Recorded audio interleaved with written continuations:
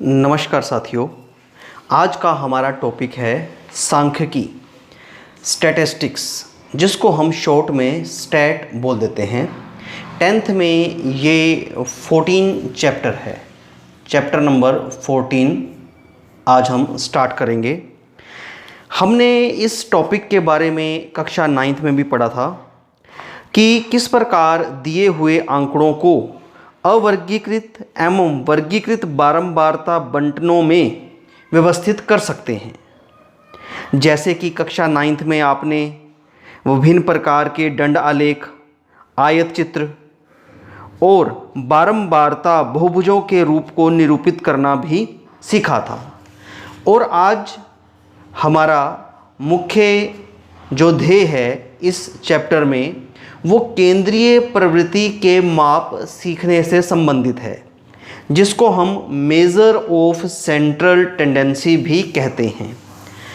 हम इन टॉपिक के बारे में थोड़ा सा बेसिक कक्षा 9th में सीख चुके हैं। आपको याद होगा माध्य, माध्यक और बहुलक के बारे में कक्षा 9th में सीख चुके हैं। माध्य को मीन, माध्यक को मीडियन और बहुलक को मोड भी कहते हैं। ये एक अलग बात है कि माध्य, माध्यक और बहुलक हमने अवर्गीकृत आंकड़ों में ज्ञात करना सीखा था।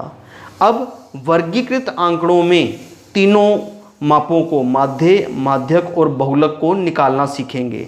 सर्वप्रथम हम स्टार्ट करेंगे अपना टॉपिक माध्य, कि किस प्रकार वर्गीकृत आंकड़ों का माध्य हम ज्ञात कर सकते हैं।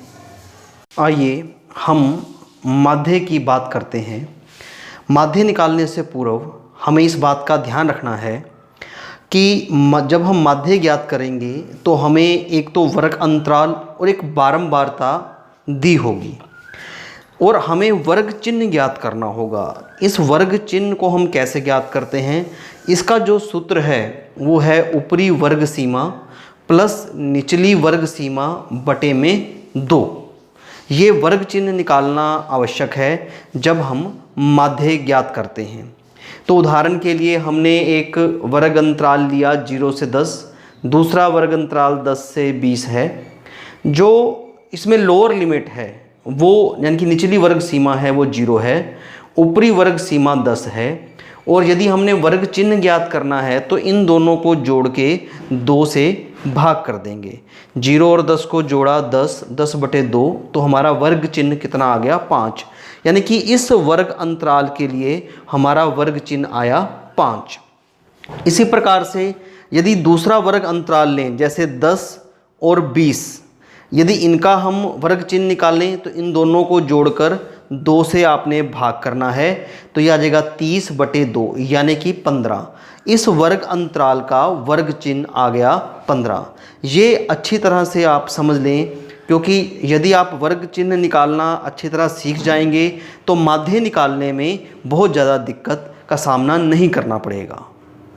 अब हम बात करते हैं कि कॉन्टिन्यूस सीरीज़ में माध्य ज्ञात करने की।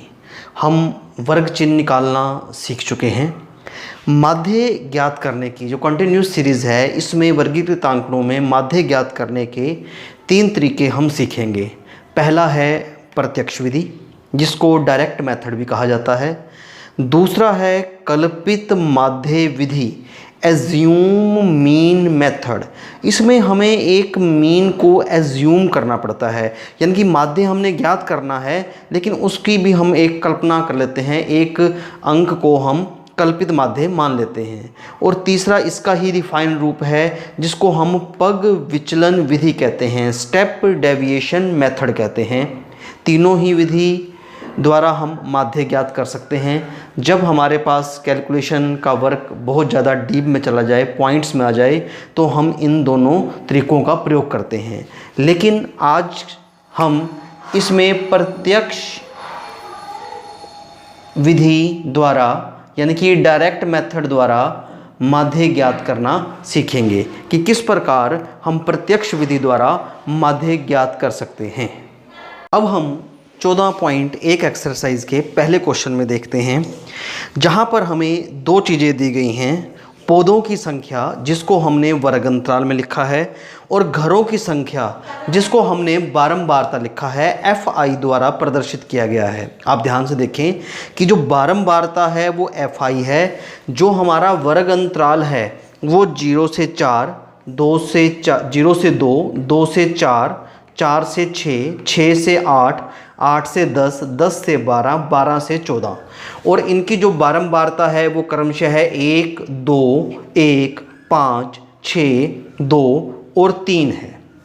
इसके बाद जो अभी हमने पहले सीखा था कि वर्ग चिन्ह निकालना, भी माध्य निकालते समय किसी का वर्ग चिन्ह हम कैसे ज्ञात करते हैं। ये इसकी निम्न सीमा है 0 और ये इसकी ऊपरी सीमा है 2। इन दोनों को हमने जोड़कर 2 से भाग किया तो हमारे पास आ गया 1, यानी कि जो हमारा वर्ग चिन्ह आया है वो आया है 1 और इसको हमने यहाँ लिख दिया 1। इसी प्रकार से दूसरा जो वर्ग अंतराल है 2 से 4, दूसरा जो वर्ग है वो 2 से 4 है। इसका मध्य बिंदु यानी कि इसका वर्ग चिन्ह निकालेंगे वो आएगा 3, 4 और 6 का 5, 6 और 8 का वर्ग चिन्ह 7, 8 और 10 का वर्ग चिन्ह 9 आएगा, 10 और 12 का वर्ग चिन्ह जो है वो 11 और 12 से 14 का जो वर्ग चिन्ह है वो 13 आएगा। इस वर्ग चिन्ह को हमने XI द्वारा डिनोट किया है। अब आपने इसका इंपॉर्टेंट स्टेप करना है, FI यानी कि जो बारंबारता है, XI जो इसका वर्ग चिन्ह है, उनकी इस कॉलम में मल्टीप्लिकेशन करनी है, इनकी गुणा करनी है।